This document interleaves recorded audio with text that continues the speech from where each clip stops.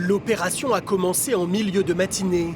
Une quarantaine de tracteurs ont envahi la rocade portuaire de Calais pour bloquer le flux de camions en provenance de l'Angleterre. Une action coup de poing pour s'opposer au projet d'accord de libre-échange entre l'Union européenne et les pays du Mercosur. Aujourd'hui, on est là pour montrer à tout le monde qu'on est capable de bloquer le port. Alors là, c'est quelques heures, mais si le Mercosur est signé, on le bloquera à plus long terme. Et c'est vraiment une démonstration de force pour dire si vous ne nous écoutez pas et si vous faites la sourde oreille, on reviendra plus fort et on bloquera plus longtemps. Principale inquiétude de ces agriculteurs, être mis en concurrence avec des produits venus d'Amérique du Sud, moins chers et ne respectant pas les mêmes normes environnementales et sanitaires.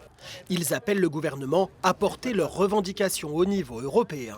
Le gouvernement veut augmenter les contrôles au niveau des frontières françaises. Il faut d'abord qu'ils demandent l'autorisation à l'Europe. Et par contre, à Rotterdam, ils vont laisser rentrer. Donc ça ne sert à rien. Il faut que l'Europe ait une position commune pour le monde agricole. À la sortie du port, une dizaine d'autres tracteurs ont mis en place un barrage filtrant pour contrôler la marchandise transportée dans les poids lourds venus du Royaume-Uni. L'idée, c'est de regarder s'il n'y a pas de la viande étrangère qui viendrait justement des pays du Mercosur, qui ne respectent pas notre modèle agricole. Des contrôles qui n'ont rien donné. Bon, it's OK.